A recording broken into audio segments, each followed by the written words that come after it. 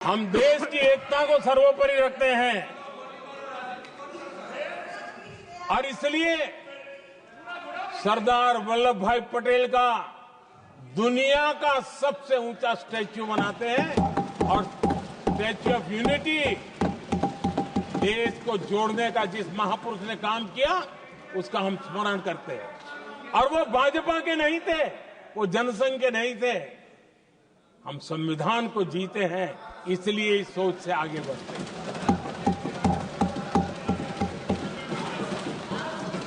आदरणीय अध्यक्ष जी, ये देश का दुर्भाग्य है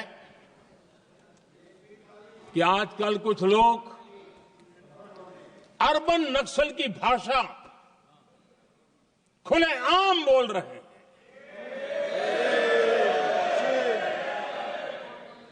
और अर्बन नक्सल जिन बातों को बोलते हैं, इंडियन स्टेट के सामने मोर्चा लेना,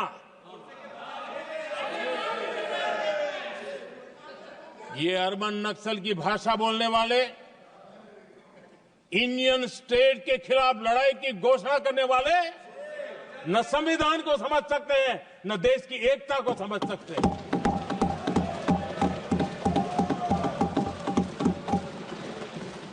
आदरणीय अध्यक्ष जी, 7 दशक तक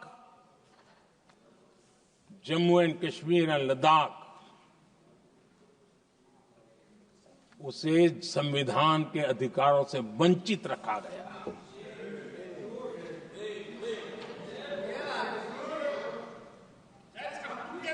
ये संविधान के साथ भी अन्याय था और जम्मू कश्मीर और लद्दाख के लोगों के साथ भी अन्याय था। हमने आर्टिकल 370 की दीवार गिरा दी।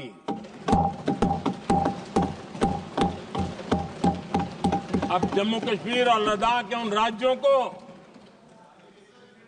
देशवासियों को जो अधिकार हैं, वो अधिकार उनको मिल रहे हैं। और संविधान का महात्म्य हम जानते हैं, संविधान की भावना को जीते हैं, इसलिए ऐसे मजबूत निर्णय भी हम करते हैं। आदरणीय अध्यक्ष जी, हमारा संविधान हमें भेदभाव करने का अधिकार नहीं देता है। जो लोग संविधान को जेब में लेकर के जीते हैं, उनको पता नहीं है कि आपने मुस्लिम महिलाओं को कैसी मुसीबतों में जीने के लिए मजबूर कर दिया था। हमने ट्रिपल तलाक का खात्मा कर करके संविधान की भावना के अनुरूप मुस्लिम बेटियों को हक देने का काम किया है, समानता का अधिकार दिया है।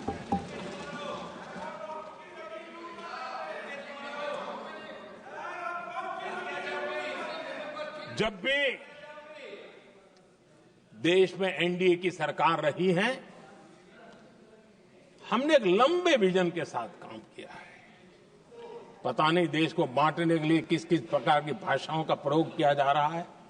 हताशा, निराशा पता नहीं उनको कहां तक ले जाएगी, लेकिन हमारी सोच कैसी है, एनडीए के साथी मिलकर के किस दिशा में सोचते हैं। हमारे लिए जो पीछे है, जो आखिरी है, और महात्मा गांधी जी ने जो कहा था, उसकी तरफ हमारा ध्यान ज्यादा है। और उसी का परिणाम है कि अगर हम मंत्रालयों की रचना करते हैं, तो भी मंत्रालय कौन सा बनाते हैं? पूर्वोत्तर के लिए अलग मंत्रालय बनाते हैं।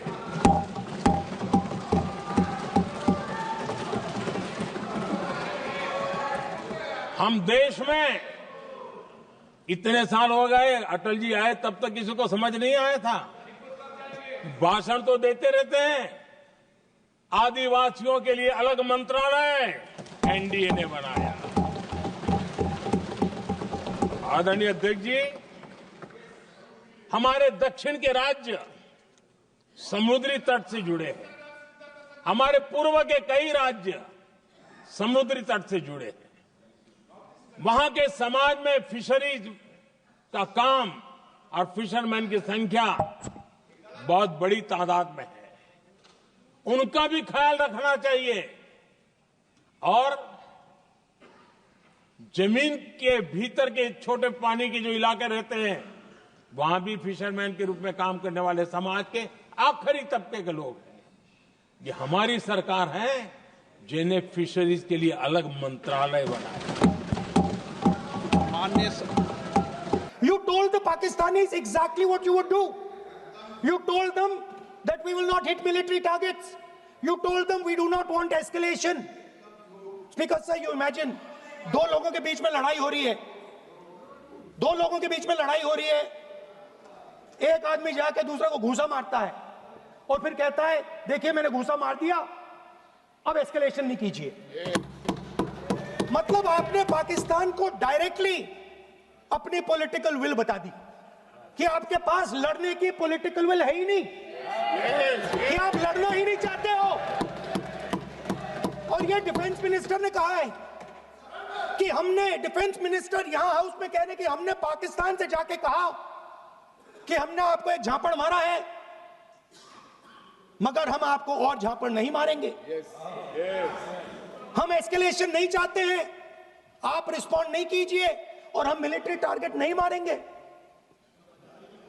Meaning the government of India informed the government of Pakistan that we have no political will, we don't want to fight, we have done this, we have just done this action. Surrender, immediate surrender in 30 minutes. Yes. Now there is a second very important thing that Rajnath Singh ji said. Maybe he didn't mean to say this. He also said that he told the Pakistanis that we are not going to hit any of your military infrastructure. Now this is a very interesting fact because, and I want you to listen carefully to this. I said freedom of maneuver, meaning freedom to the Air Force. Now listen to this quote very carefully. Captain Shiv Kumar, Defense Attaché, Indonesia, he says, I may not agree with him that India lost so many aircraft, but I do agree that we did lose some aircraft. And that happened only because,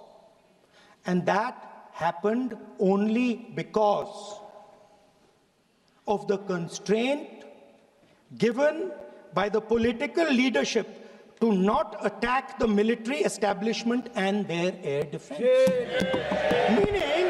Meaning you went into Pakistan, you attacked Pakistan, and you told our pilots, do not attack their air defense system. Meaning you told our pilots, go and attack and face the air defense system of Pakistan.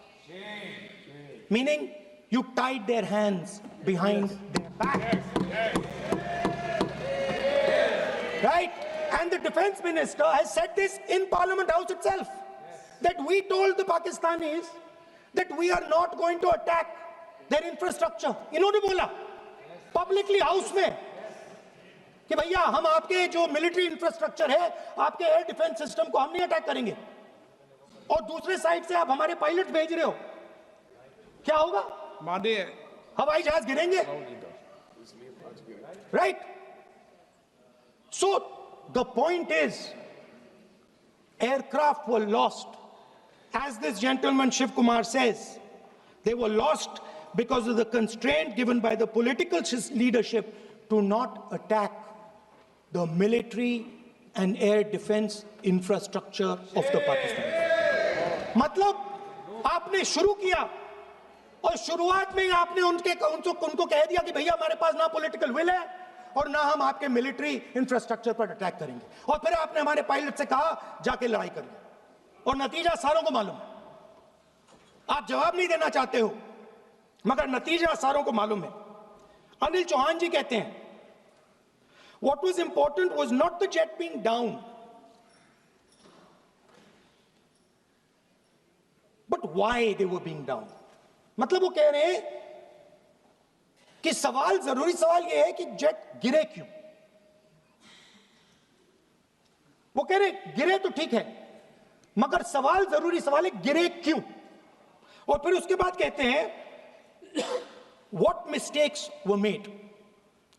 The good part is we were able to understand the tactical mistake which we made, remedy, rectify, and implement after 2 days. And we flew all our jets again, targeting at long range. I want to tell CDS Anil Chauhan ji that you made no tactical mistake. The Indian Air Force made no mistake. The mistake was made by the political leadership that said you cannot attack the military infrastructure. And Anil Chauhan ji must have the guts to say this. That my hands were tied behind my back and I was sent into a war and my enemy was told by my own government that we will not attack your air defense system. So the Air Force is not to blame at all. In the 21st century, you send aircraft into a zone protected by air defense, they will come down. Now why? Why was the Pakistani government told at 1:35 that हम ना आपके infrastructure को attack करेंगे, ना आपके air defence को attack करेंगे, और हम एस्केलेशन नहीं चाहते? मतलब हमने आपको थप्पड़ मारा है मगर दूसरा थप्पड़ नहीं मारेंगे. That is what it means. When we say we don't want escalation, it means मैंने एक थप्पड़ मारा, दूसरा नहीं मारूंगा, तीसरा नहीं मारूंगा, चौथा नहीं मारूंगा. Why? Because the goal of this exercise was to protect the Prime Minister's image. The goal of the exercise, because he has the blood of the people of Pahalgam on his hands, the goal of the exercise was to make sure that he used the Air Force to protect his image.